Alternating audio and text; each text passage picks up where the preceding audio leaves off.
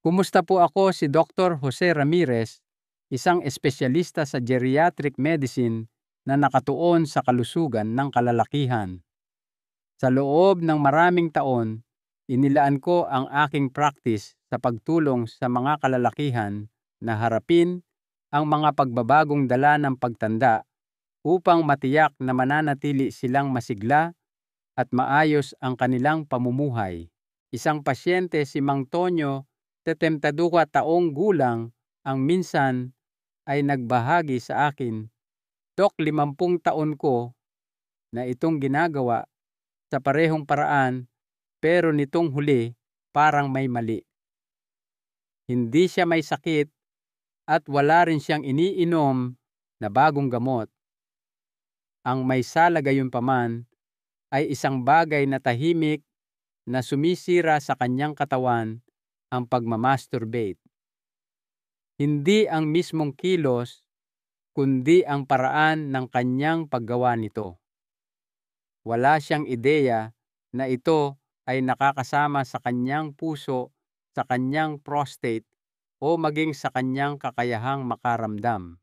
Bilang isang doktor na may malawak na karanasan sa pagtulong sa mga kalalakihan na lampas 60 upang mapanatili ang kanilang lakas, sirkulasyon at kumpiyansa nang walang kahihiyan gamot o paghula, madalas ko itong nakikita.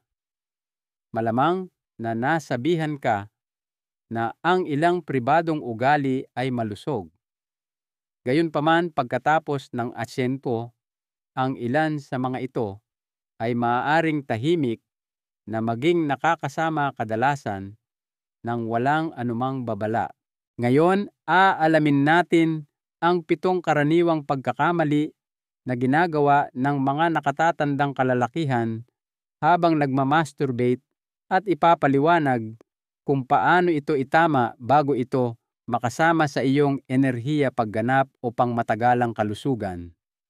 Magbayad ng malaking pansin dahil ang pagkakamali numero 6 ay isa na halos bawat lalaki ay nagkakamali. Simulan natin. At bago tayo magsimula, kung hindi mo pa nagagawa, magandang ideya na mag-subscribe at i-on ang mga notification upang hindi mo makaligtaan ang anumang payo sa hinaharap na akma para sa mga kalalakihan na lampas 60.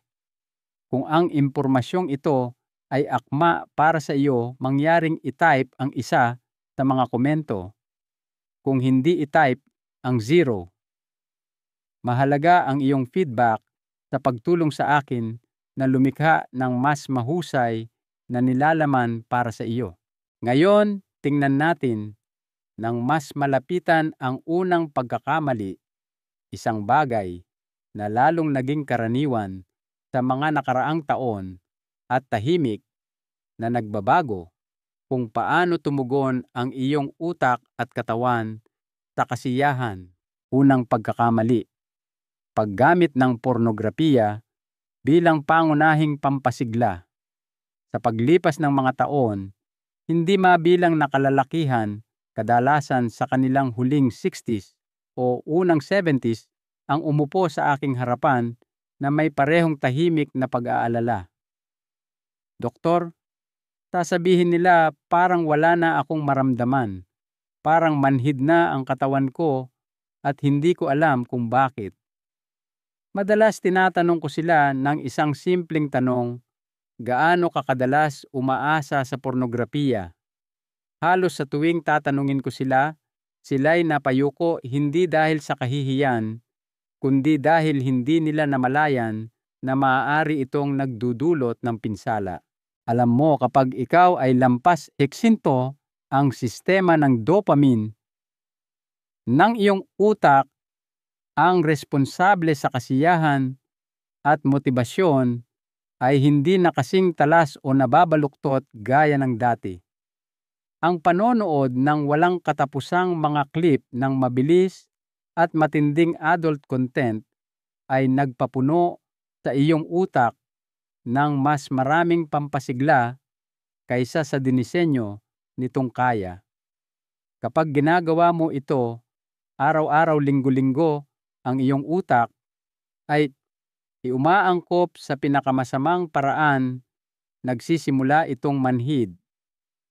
Nangangahulugan ito na ang mismong bagay na dating iyong kinagigiliwan, ang tunay natural na simula ng pagiging malapit, ay nagsisimulang lumabo. Ang pagdampi ay hindi na pareho ang pakiramdam, ang iyong katawan ay hindi na mabilis tumugon, at kahit na pisikal kang malusog, ang iyong kakayahang kumonekta ng malalim upang makaramdam ng isang bagay na tunay ay tahimik na nawawala. Ang mas nakakalungkot pa ay maraming nakatatandang kalalakihan ang sinisisi ang kanilang sarili. Akala nila ay nawalan na sila dahil sa edad. Ngunit sa katotohanan, hindi edad ang dahilan. Ito ay labis na pampasigla. Kung hindi mo ire-reset ang sistema ng pagtugon ng iyong utak, ang ganitong uri ng pamamanhid ay maaaring manatili sa loob ng maraming taon, maging dekada. Kaya kung napansin mo ang pagbaba sa sensitivity connection o kasiyahan, huwag itong balewalain. Ang unang pagkakamaling ito ang maaaring nakatagong dahilan sa likod ng lahat. At ang mas nakakagulat pa, ang susunod na pagkakamali ay walang kinalaman sa iyong pinapanood, kundi kung saan mo ito ginagawa at kung paano ang kapaligiran na iyon ay tahimik na nakakasama sa iyong katawan sa mga paraan na hindi nakikita ng karamihan sa mga kalalakihan. Ikalawang pagkakamali, ang pagmamasturbate habang nakaupo sa inidoro. Maaaring mukha itong walang masama sa simula, maging maginhawa. Sa paglipas ng mga taon, nakausap ko ang maraming nakatatandang kalalakihan na tahimik na umaamin na ang banyo ang naging kanilang pribadong lugar, hindi lang para sa kalinisan, kundi para sa paglabas ng tensyon. Dito walang nakakaistorbo, dito nakakandado ang pinto, at dito ligtas ang mga nakasanayan. Ngunit ang hindi alam ng karamihan ay ang pagmamasturbate habang nakaupo, lalo na sa inidoro, ay mas malaki ang naidudulot na pinsala kaysa sa kanilang iniisip. Habang tumatanda ang mga kalalakihan, ang sirkulasyon ay nagiging isa sa pinakamahalagang sistema na dapat protektahan. Ang daloy ng dugo ang pundasyon ng malusog na pagganap ng sexual kalusugan ng prostate at maging ang iyong kakayahang makabawi pagkatapos ng kasukdulan. Gayunpaman, ang matagal na pag-upo, lalo na sa nakayukong posisyon na ginagawa ng maraming lalaki sa inidoro, ay naglilimita sa daloy ng dugo sa pelvic region. Nagdudulot ito ng presyon sa prostate, nagpapahigpit sa pelvic floor, at tahimik na nakakasira sa mga ugat na mas marupok na dahil sa edad. Nakita ko ang pattern ng napakalinaw. Ang mga kalalakihan sa kanilang huling 60s at 70s ay nagkakaroon ng pamamaga post-urination dribbling, patak-patak, pagkatapos umihi, hirap sa pag-empty ng pantog, o sakit sa paligid ng singit, ngunit hindi nila kailanman na ikonekta ito sa pribadong ugali na ito.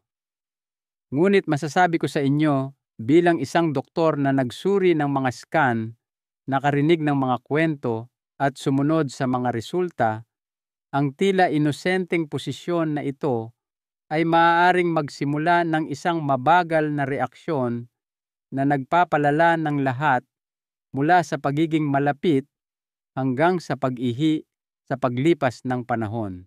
Ang solusyon ay hindi komplikado. Ito ay simpleng pagiging maalam.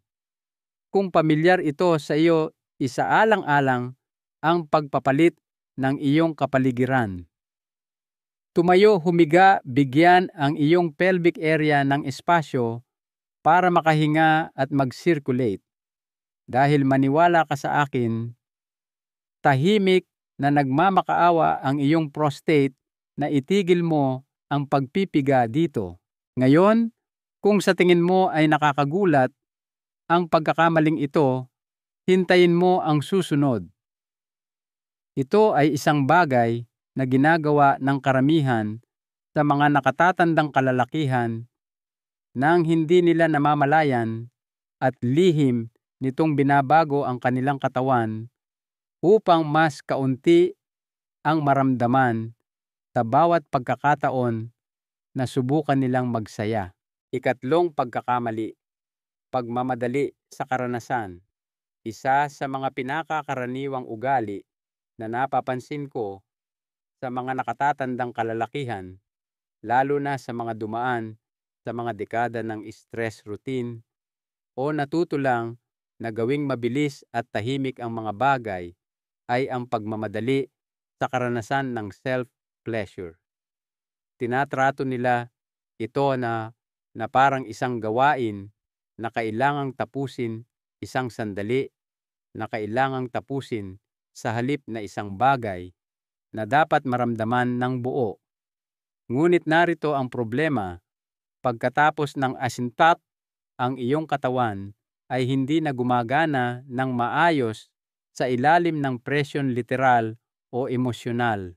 Mayroon akong mga pasyente na nagsasabi sa akin, "Dok, gusto ko lang itong tapusin. Wala akong oras para magtagal." Ngunit kapag nagmamadali ka, ipinapadala mo ang iyong nervous system sa isang estado ng tensyon. Ang iyong tibok ng puso ay tumataas ng masyadong mabilis, ang mga daluyan ng dugo ay nagiging constricted, at ang pagpapahinga at hormonal na benepisyo ng paglabas oxytocin, dopamine, serotonin ay hindi umaabot sa kanilang buong potensyal. Maaari kang magkaroon ng kasukdulan, ngunit hindi nakukuha ng iyong katawan ang tunay na gantimpala. Sa halip na makaramdam ng kasiyahan, maaari kang makaramdam ng pagiging mas walang laman. Sa halip na maging masigla, maaari kang makaramdam ng pagkapagod. Ang mas masahol pa, ang nagmamadaling pattern na ito ay nagtuturo sa iyong katawan na ang kasiyahan ay mabilis, mababaw at walang koneksyon. Sa paglipas ng panahon, nagsisimula kang mawalan ng sensitivity, hindi mo kayang panatilihin ang pagka-aroused at nahihirapan kang mapanatili ang interes sa isang kapareha. Sa lahat ng ito, iniisip mong ito ay katandaan lamang, ngunit hindi. Ito ay ang ugali ng pagmamadali, isang ugali na tahimik na nagnanakaw sa iyo ng isang bagay na mas malakas kaysa sa ilang minuto lamang ng ginhawa. Dahan-dahan mo. Hayaan ang bawat sandali na maging sinadya. Ang iyong katawan ay may kakayahan pa ring makaramdam ng malalim kung bibigyan mo ito ng espasyo para makaramdam. Huminga, huminto. Wala nang finish line, presensya na lamang. At sa pagsasalita ng presensya, hindi alam ng karamihan sa mga lalaki na pinapabayaan nila ang isa sa pinakamahalagang grupo ng kalamnan sa katawan ng lalaki, isang nakatagong sistema na kumokontrol sa lahat, mula sa lakas ng ereksyon hanggang sa kontrol sa pantog. Yan ang susunod. At kapag naintindihan mo ito, lahat ng bagay tungkol sa iyong sexual health ay maaaring magbago. Ikaapat na pagkakamali, pagpapabaya sa pelvic floor. Karamihan sa mga lalaki ay hindi pa nakarinig nito. Gayunpaman, ang pelvic floor ay isa sa pinakamahalagang bahagi ng iyong katawan, lalo na pagkatapos ng 60. Ito ang pundasyon sa ilalim ng iyong pantog, iyong prostate at iyong mga sexual organ, ang nakatagong makina na nagpapagana sa lahat, mula sa erections hanggang sa orgasms, hanggang sa kontrol sa pag-ihi. Kapag ang grupo ng mga kalamnan na ito ay mahina o napapabayaan lahat, ay nagsisimulang magdusa, tahimik ngunit malalim. Naaalala ko ang isang lalaki sa kanyang huling 60s, isang dating atleta at ipinagmamalaking ama, na lumapit sa akin na nagrereklamo tungkol sa pagbaba ng sexual performance.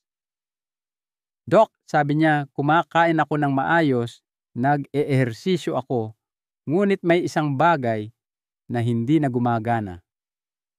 Ang hindi niya napagtanto ay ang kanyang pelvic floor na dating malakas at aktibo noong kanyang kabataan ay naging dormant. Ang mga taon ng pag-upo, pagpigil ng stress sa ibabang tiyan at pagpapabaya sa bahaging iyon ng kanyang katawan ay nagdulot sa kanya ng pagkakakonekta at paghihirap. Kapag nagmamasturbate ka nang hindi ginagamit ang iyong pelvic floor, o mas masahol pa, kapag ikaw ay bumibitaw at nagtutulak, naglalagay ka ng hindi kinakailangang presyon sa iyong prostate at pinapahina ang mga kalamnan na dapat sumusuporta dito. Sa paglipas ng panahon, ito ay humahantong sa pagtagas, pagpatak-patak, pagbaba ng kalidad ng ereksyon at pagbaba ng sensation sa panahon ng kasukdulan. Hindi ito nangyayari ng sabay-sabay. Dahan-dahan itong lumalabas taon-taon. Ngunit narito ang magandang balita, maaari mong muling buhayin ang mga kalamnan na iyon. Ang dahan-dahang paghihigpit sa lugar na iyong gagamitin upang pigilin ang daloy ng ihi, lalo na sa panahon ng pagka-aroused, ay nagtatayo ng kamalayan at lakas. Sa paglipas ng panahon, ang simpleng ugali na ito ay maaaring magpanumbalik hindi lamang ng pisikal na pagganap, kundi pati na rin ng kumpiyansa. At sa pagsasalita ng kumpiyansa, ang labis o kaunting aktibidad sa bahaging ito ng iyong buhay ay maaaring talagang magdulot ng kawalan ng balanse sa iyong buong sistema. Maaaring magulat ka na malaman na ang dalas, kung gaano ka kadalas humihipo sa iyong sarili, ay maaaring magkaroon ng mas malaking papel kaysa sa sinabi sa iyo. Alamin natin kung bakit sa susunod. Ikalimang pagkakamali, masyadong mataas o masyadong mababa ang dalas. Ito ay isang paksang maraming nakatatandang kalalakihan ang nag-aatubiling talakayin. Ang ilan ay nag-aalala na masyado silang madalas. Ang iba naman ay tahimik na nagtataka kung masyado na silang matagal ng hindi. Sa pagitan ng kahihiyan, pagkalito at lumang payo, karamihan sa mga kalalakihan na lampas 60 ay nagtatapos sa paglalakad ng isang malungkot at hindi tiyak na landas. Ang napansin ko sa aking praktika ay ito, parehong matinding dulo ay maaaring magdulot ng pinsala. Kapag ang isang lalaki ay nagmamasturbate ng masyadong madalas dahil sa ugali, pagkabagot o hindi tinalutas na emosyon, madalas na hindi makasabay ang kanyang katawan. Bumaba ang antas ng enerhiya, maaaring mainis ang tissue ng prostate at sa paglipas ng panahon, maaaring mapansin niya na mas matagal siyang makabawi o na lumalabo ang kanyang interes sa totoong pagiging malapit. Nagiging mas kaunti ang tungkol sa pagnanasa at mas tungkol sa rutina na nagpapamanhid sa nervous system at nagpapababa ng sigla. Sa kabilang banda, ang ilang kalalakihan ay tuluyang humihinto.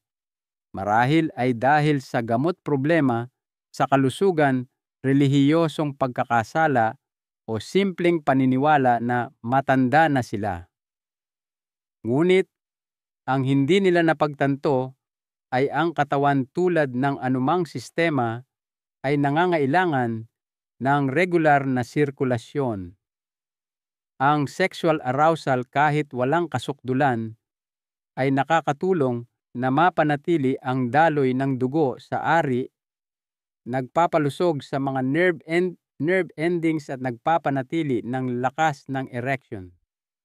Kapag matagal na itong wala, maaaring magsimula ang pagkasira, lumabo ang pagnanasa, at nagsisimulang tumara ang pinto sa koneksyon, parehong pisikal at emosyonal ng walang babala.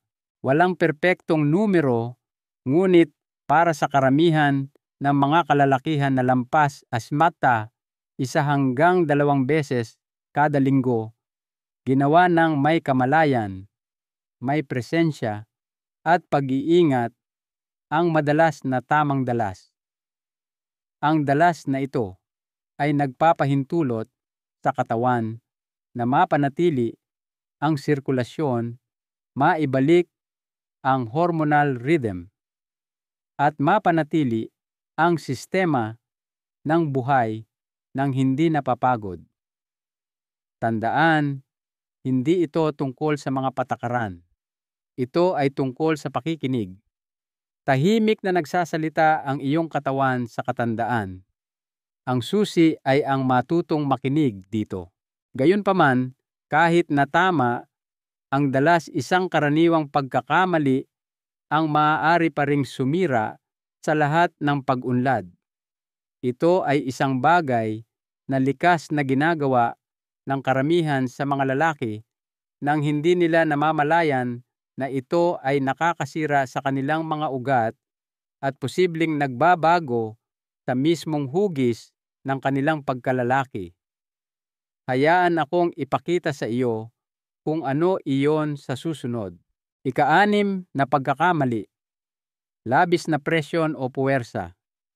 Ito ang isa sa mga pinakamadalas na napapabayaan na pagkakamali na nakikita ko sa mga nakatatandang kalalakihan, at ito ang isa sa pinakanakakasama. Hindi ko na mabilang kung gaano karaming pasyente ang nakaupo sa aking harapan bigo at nalilito na nagsasabi ng mga bagay tulad ng, "Dok, hindi ko na nararamdaman ang dati," o "Mas malaki na ang kinakailangan kong pagsisikap kaysa dati." Sa likod ng mga salitang iyon ay madalas isang tahimik na ugali na hindi nila pinag-isipan ng 2 beses ang paggamit ng labis na presyon kapag hinawakan nila ang kanilang sarili. Naiintindihan ko, habang bumababa ang sensibilidad sa edad, ang natural na tugon ay ang humawak ng mas mahigpit, mas pindutin, o subukang likhain muli ang nawalang pakiramdam ng may intensity. Ngunit narito ang katotohanan na sinusubukan mong sabihin sa iyo ng iyong katawan, ang puwersa ay hindi nagpapanumbalik ng pakiramdam. Maaari itong sumira. Ang mga ugat sa iyong ari ay maselan, lalo na sa iyong 60s, 70s at higit pa. Ang mga taon ng agresibong pagkiskis, matinding pagpisil o pag-asa sa mga bagay o ibabaw na nagbibigay ng labis na puwersa ay maaaring humantong sa tunay na pisikal na pinsala, microtears sa tissue, pagkawala ng elasticity, maging pagkakapilat sa ilalim ng balat na maaaring magdulot ng kurbada, pagbaba ng daloy ng dugo, at sakit habang nasa pagka-aroused. Hindi lang ito hindi komportable, maaari nitong permanenteng baguhin ang iyong anatomy. Ang ganitong uri ng trauma ay isang tahimik na magnanakaw. Hindi ito lumalabas ng magdamag. Dahan-dahan itong nabubuo at sa oras na mapansin mo ang pagkakaiba, madalas na malaki na ang pinsala. Ngunit may isa pang layer dito kapag nararamdaman ng isang lalaki na kailangan niyang labanan para sa kasiyahan, nawawala ang kanyang koneksyon sa kagalakan nito. Nagiging isang pakikibaka sa halip na isang bagay na nakakapagpagaling. Ang mental na pattern na iyon lamang ay maaaring magpabago sa kakayahan ng katawan na mag-relax at tumanggap. Kaya gumamit ng mas malumanay na pamamaraan. Karapat-dapat ang iyong katawan dito. Magpapasalamat sa iyo ang iyong sarili sa hinaharap. At sa pagsasalita ng pagkakakonekta, mayroon pang isang huling pagkakamali na mas malalim kaysa sa teknik, mas malalim kaysa sa katawan. Ito ay isang bagay na espiritual, emosyonal at napakakaraniwan sa mga nakatatandang kalalakihan.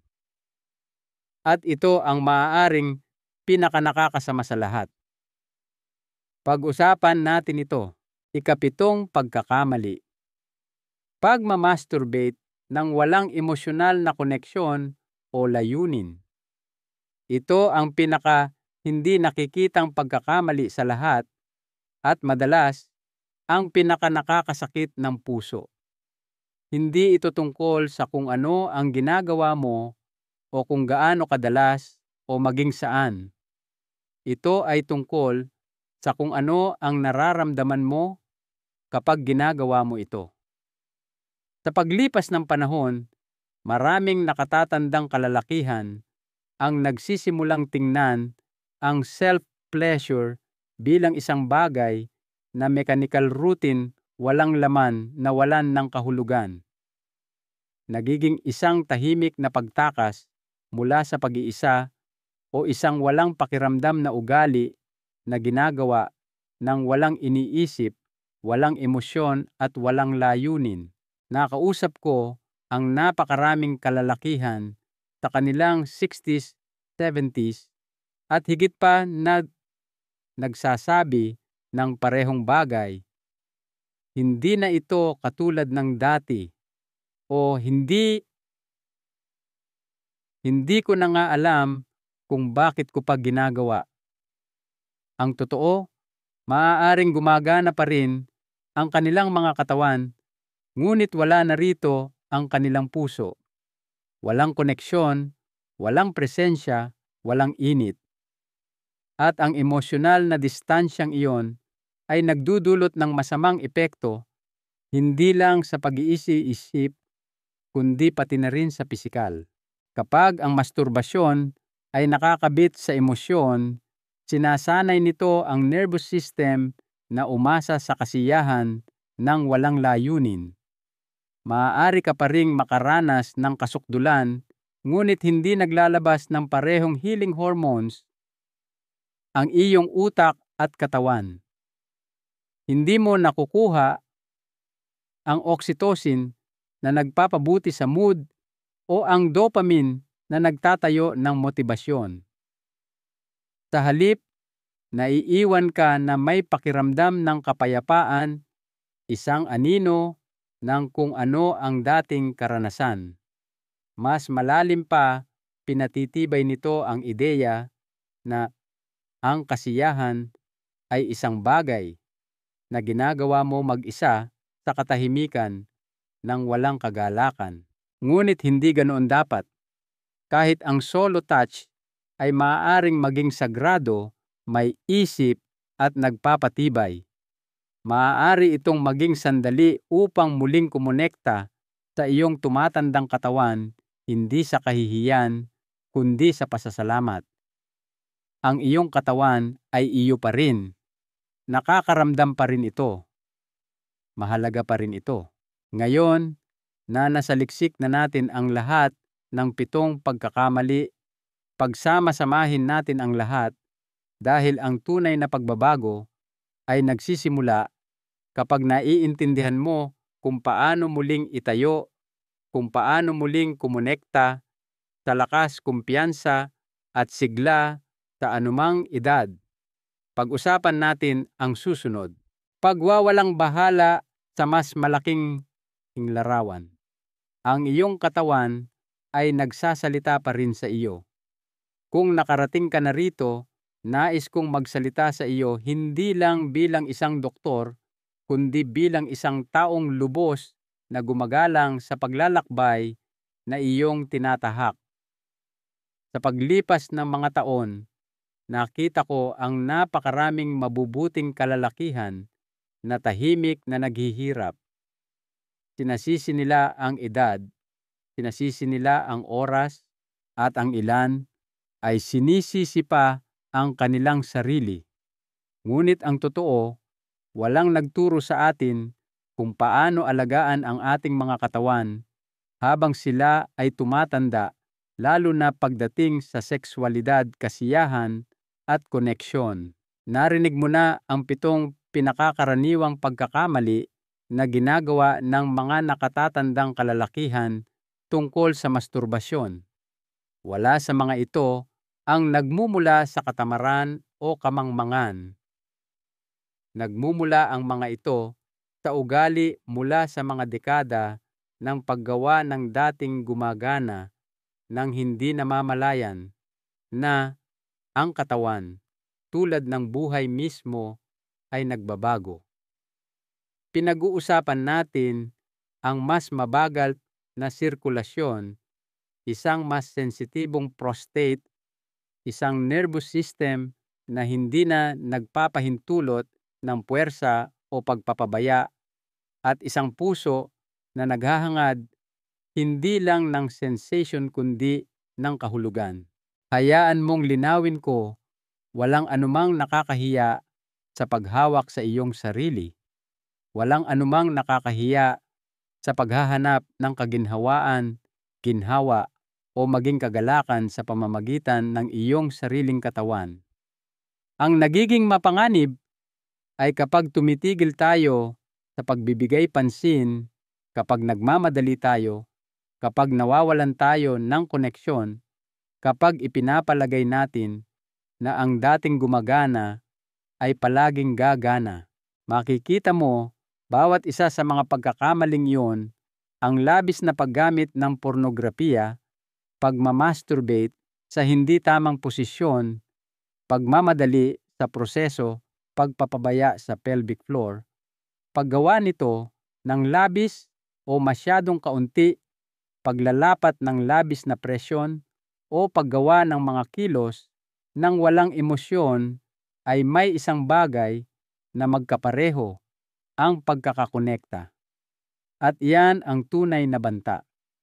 Hindi ang edad, hindi ang pagnanasa, kundi ang mabagal na pagkasira ng iyong koneksyon sa iyong sariling katawan, iyong sariling kasiyahan, at iyong sariling sigla.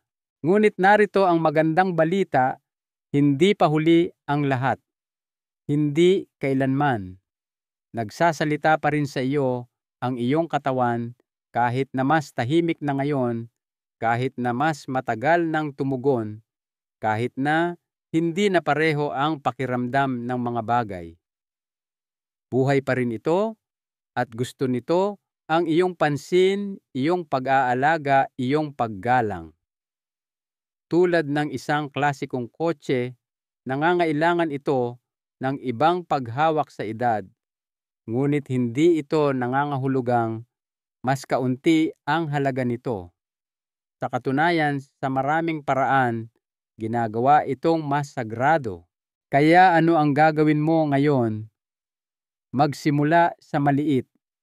Maging mas malumanay. Maging mas maingat. Matutong muli ang tanawin ng iyong katawan. Gumamit ng layunin, hindi ng ugali. Gumamit ng kuryosidad, hindi ng kahihiyan. Huminto sa paghabol sa pagganap at magsimulang igalang ang sensation. huwag matakot huminga, huminto, makaramdam. At higit sa lahat, huwag tumigil sa paniniwalang posible pa rin ang koneksyon sa loob ng iyong sarili at sa iba. Nakita ko ang mga kalalakihan sa kanilang 60s, 70s at maging sa unang bahagi ng 80s na binago ang kanilang kalusugan, ang kanilang pagiging malapit, at ang kanilang enerhiya kapag tumigil sila sa pagtingin sa pagtanda bilang katapusan at sinimulan itong tingnan bilang isang pagbabago. Karapat-dapat ka sa pagbabagong iyon.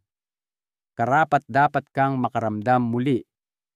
Karapat-dapat kang mamuhay ng may kamalayan, lakas at dignidad maging sa pinakapribadong sulok ng iyong buhay.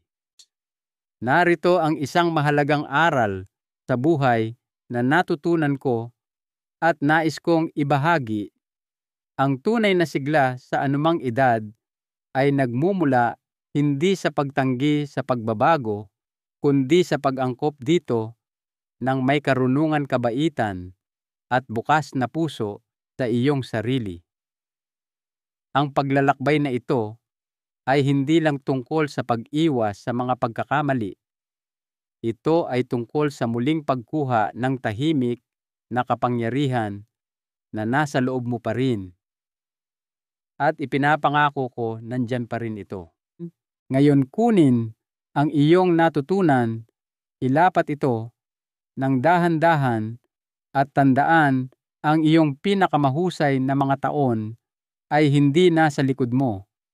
Nasa kung paano mo pipiliing mamuhay sa susunod na kabanata na ito ng may pag-aalaga, ng may karunungan, at ng may pagmamalaki.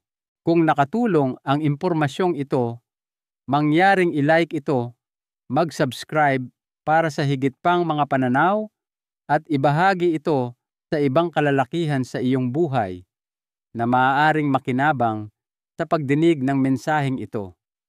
Ano ang pinakakagulat-gulat na pagkakamali para sa iyo o anong pagbabago ang una mong ipapatupad? Ipaalam sa akin sa mga komento sa ibaba.